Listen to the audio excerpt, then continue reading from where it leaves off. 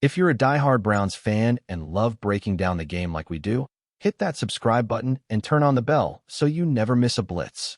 It was a long and exhausting Sunday afternoon for the Cleveland Browns and their head coach Kevin Stefanski, who found himself facing not only the sting of a 32-13 blowout loss to the New England Patriots, but also a growing injury list that's starting to look more like a medical chart than an NFL roster. After the game, Stefanski stood at the podium with that calm, measured tone he's known for, but you could see the frustration underneath. This wasn't just about a bad day at the office. This was about a team that's getting battered week after week, physically and mentally, and a coach trying to hold it all together while the season threatens to spiral out of control.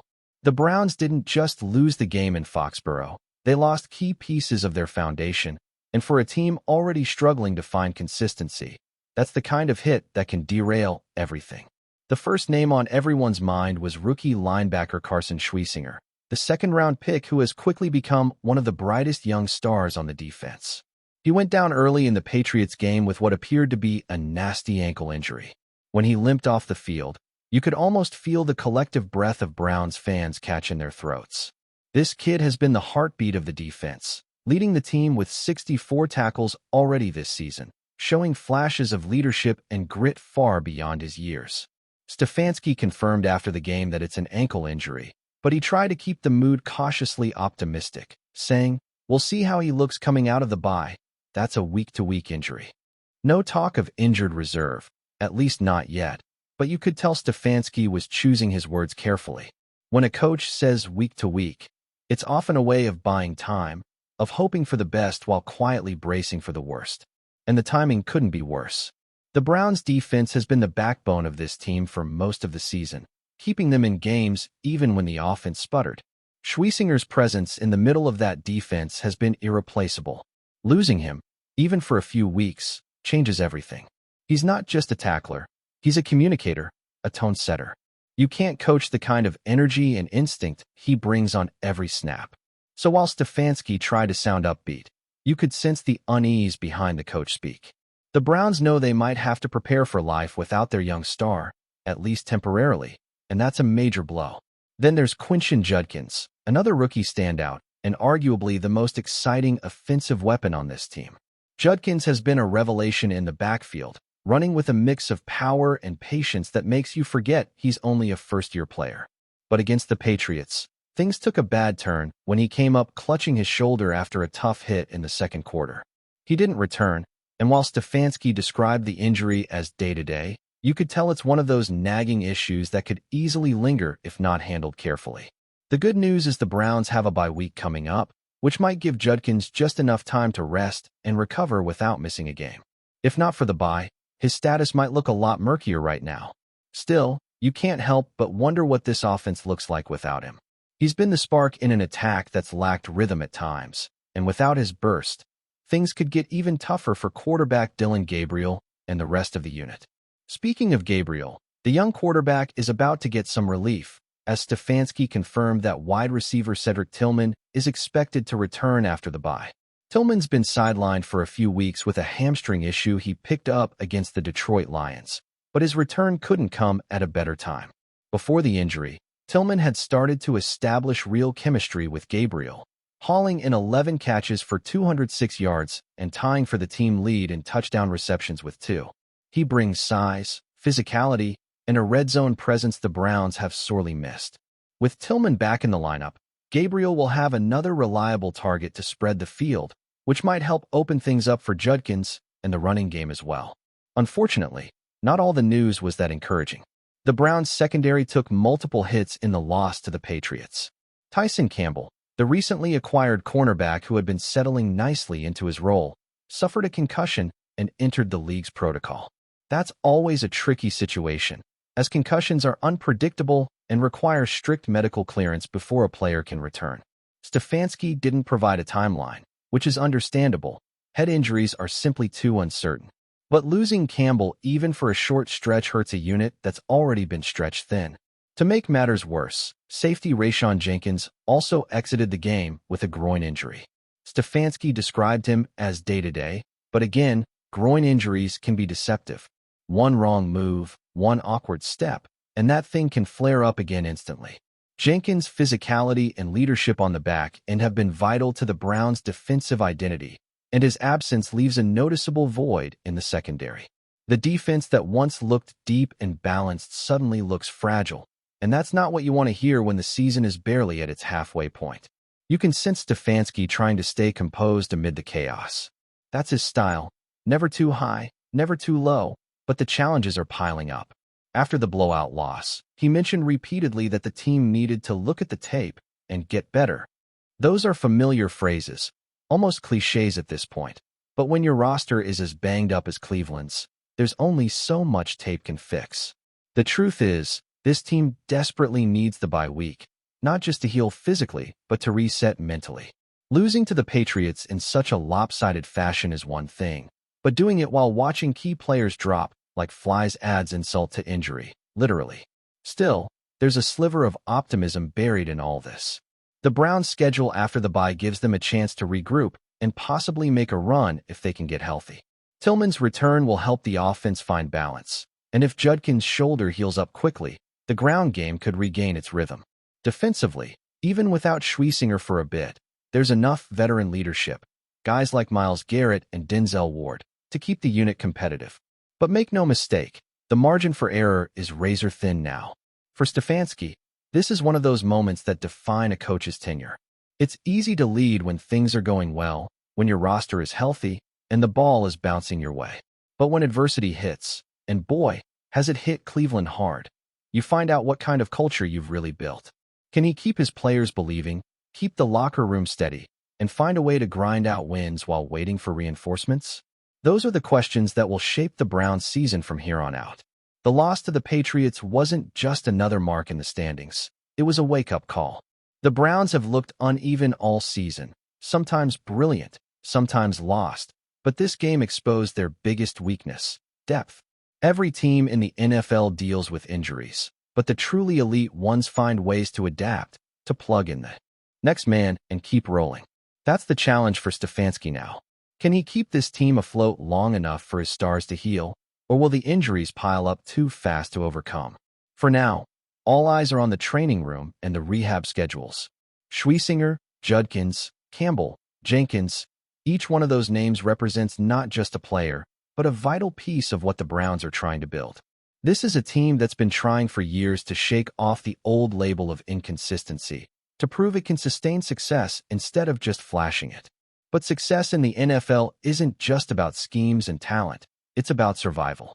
The teams that last are the ones that endure the grind, that keep finding ways to fight through the bruises, the setbacks, the headlines about who's hurt this week. As the Browns head into their bye, there's an odd mix of relief and urgency in the air. Relief that they finally have a moment to breathe, to let their bodies heal, and to reset the plan.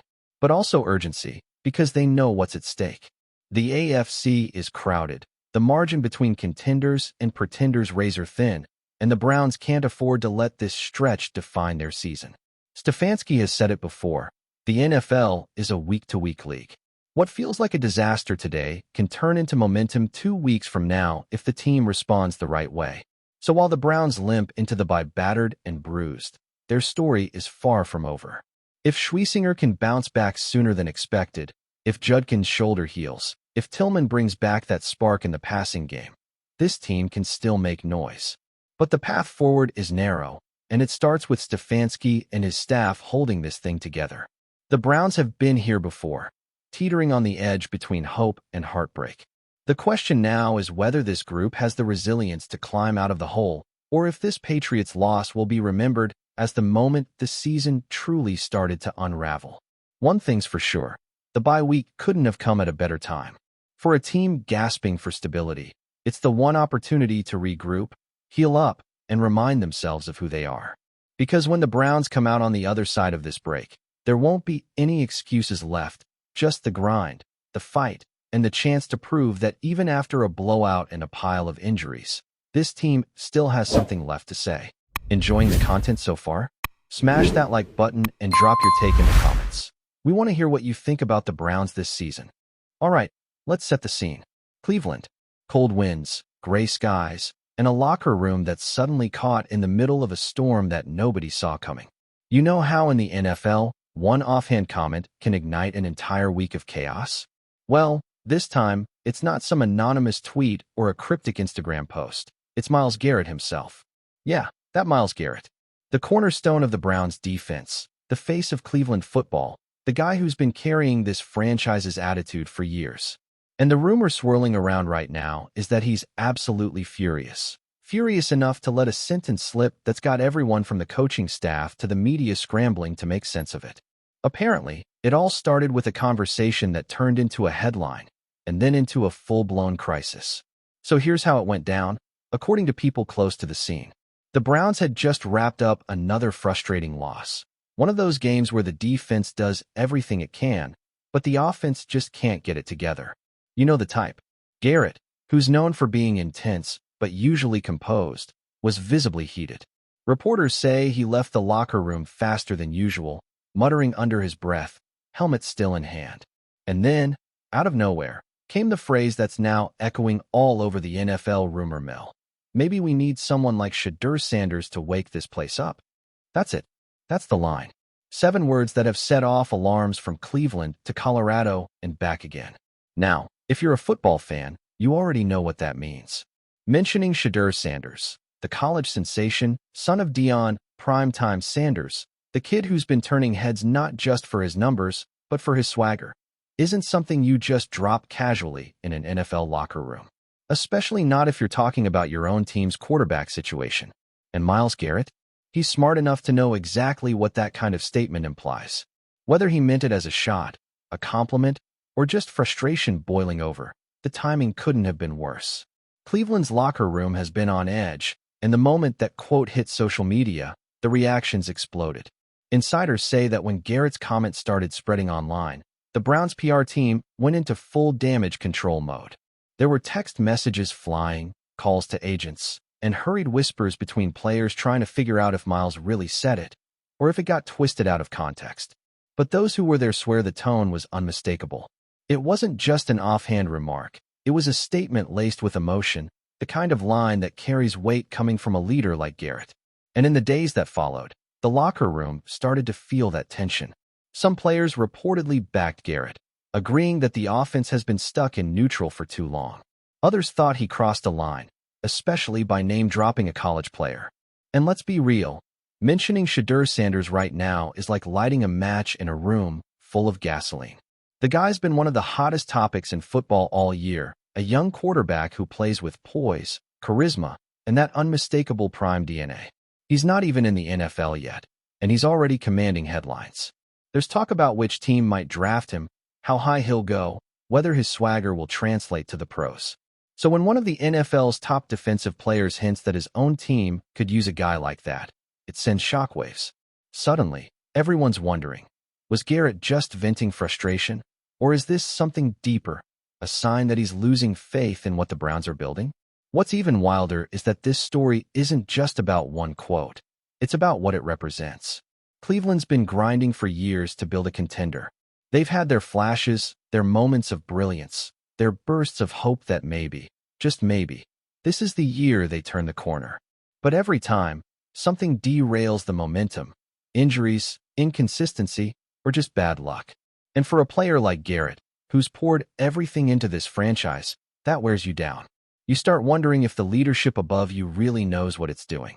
You start thinking maybe the problem isn't just on the field. Maybe it's cultural. Maybe it's about fire. And that's where SHEDEUR Sanders comes in, not as a literal solution, but as a symbol. A symbol of the kind of energy Garrett feels the Browns are missing. Now, of course, people are dissecting every syllable of what he said. Talk shows are running clips, analysts are spinning theories, and even Deion Sanders himself was reportedly asked about it during an interview. Prime, ever the showman, just laughed and said, "Everybody wants a little bit of SHEDEUR right now." I don't blame them. That comment only poured more fuel on the fire. Because if Prime's acknowledging it, that means it's officially part of the football conversation. And Cleveland fans? They're divided. Some are backing Garrett all the way, saying he's just being honest, holding people accountable. Others think he's creating unnecessary drama and putting pressure on teammates who don't need another distraction. But behind closed doors, this might be bigger than just a quote. Sources close to the team suggest that Garrett's frustration has been building for weeks. There's talk that he's been clashing subtly with members of the offensive unit during practice sessions, voicing concerns about preparation and effort. Nothing public, nothing explosive until now. And the mention of SHEDEUR, that young gun with the spotlight on him, might have been the crack in the wall that reveals a deeper frustration. Some believe Garrett's trying to send a message to management: wake up before it's too late. Because let's face it, Cleveland's defense is elite, and Garrett's in his prime. He doesn't want to waste another year waiting for the offense to catch up. There's also a sense of irony here. Myles Garrett has been a model of discipline and focus for most of his career. He's faced controversy before, sure, but he's always bounced back stronger, more composed, more determined. That's why this moment feels different. It's not about immaturity or emotion. It's about desperation. He's tired of the narrative, tired of the maybe next year talk that's haunted the Browns for decades. And maybe, in that moment of heat, he reached for the name that symbolizes everything he thinks the team is lacking: confidence, leadership, swagger. The kind of presence that makes everyone around you believe. And now, of course, the big question is, what happens next? Will the Browns organization step in and smooth things over? Will Garrett walk back his comments? Or will he double down? Because the truth is, once something like this gets out, it doesn't just disappear. It lingers. It seeps into team meetings, into practice sessions, into the way players look at each other in the locker room. It becomes the unspoken tension that hangs in the air. Even if Garrett didn't mean to insult anyone, the damage is done. The message has been sent. Some insiders believe this could even impact the team's future plans.